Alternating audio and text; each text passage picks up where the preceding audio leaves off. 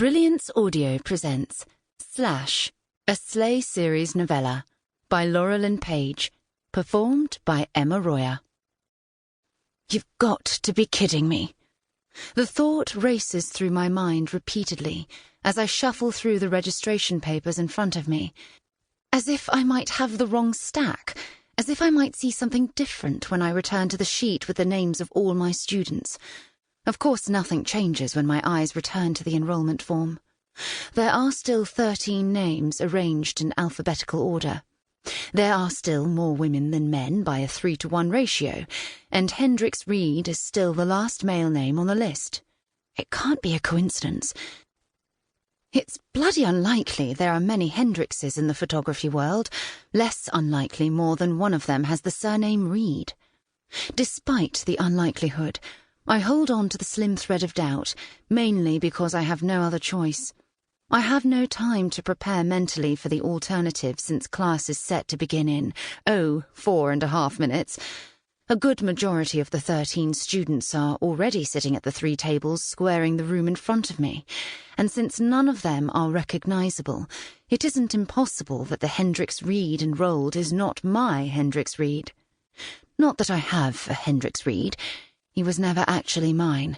Even for the one night we spent together, we remained strangers. Sure, we took our clothing off and engaged in wicked behaviour, but the lights were out, so it was more anonymous than not, despite having exchanged names, which I try to never do. Technically, I hadn't then either.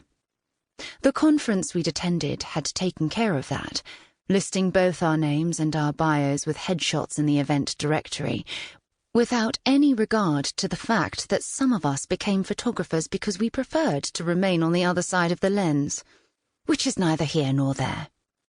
I would have told him my name anyway, and with no regrets. The conversation that had led to the tryst in his hotel room had been rather remarkable, and a lot of it had centred around the fact that we were both notable photographers, so anonymity wasn't ever going to apply between us. And why would famed wildlife photographer Hendrix Reed be registered for a portrait course, in London of all places?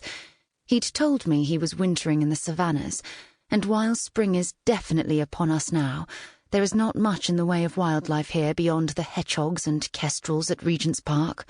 Certainly nothing to attract him. The idea it's the same man is ludicrous. Except, hadn't he said he was sure that we would see each other again one day? I bite the inside of my lips so that I won't audibly groan. I was stupid not to go through the enrollment form earlier. Strike that. I was cowardly. I'd been nervous about the prospect of teaching the class in the first place. Almost immediately after agreeing to lead the advanced course, I'd wanted to back out. It had been my brother who had convinced me it was a good idea, for reasons I can no longer remember. And why am I listening to his advice about how I live my life these days when he's practically settled in New York with his new wife and child? It's not like he knows what I need now any more than any of the other times we've been apart over the course of our lives, and he's half-heartedly tried to parent me from afar. I listened to him, though, because while I am well into adulthood and a single mother, career woman who doesn't need governing, I also sort of do.